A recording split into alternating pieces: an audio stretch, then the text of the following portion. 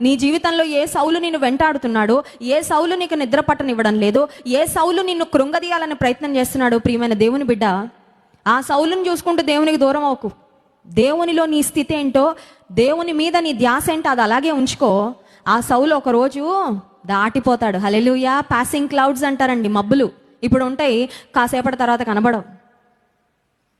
లోకమును దాని ఆశయు గతించిపోవును, దేవుని చిత్తము జరిగించేవాడు నిరంతరము నిలుచును. హల్లెలూయా. దేవుని చిత్తం జరిగించాలని కంకణం కట్టుకుంటే, దేవుని ఘనపరచాలని కంకణం కట్టుకుంటే, మనుషులకు జడియను, దేవునికి జడుస్తా.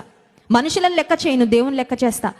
దేవునికి విధేయత చూపిస్తాను, దేవుని ఎడల భయభక్తులు కలిగి నడుచుకుంటాను. నువ్వు తీర్మానం తీసుకుంటే, నీ చుట్టూ ఎంతమంది సౌలులు చేరినా దావీదును సింహాసనం ఎక్కకుండా సౌలు ఆపలేకపోయాడు. హల్లెలూయా.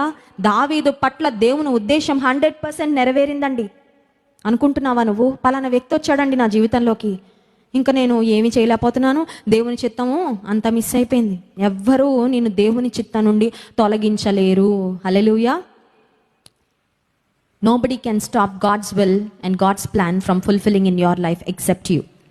నువ్వు తప్ప దేవుని చిత్తాన్ని నీ జీవితంలో జరగకుండా ఎవ్వరూ చేయలేరు. నువ్వు చేసుకోగలవు, నువ్వు పాడు చేసుకోగలవు దేవుని చిత్తం నీ జీవితంలో జరగకుండా.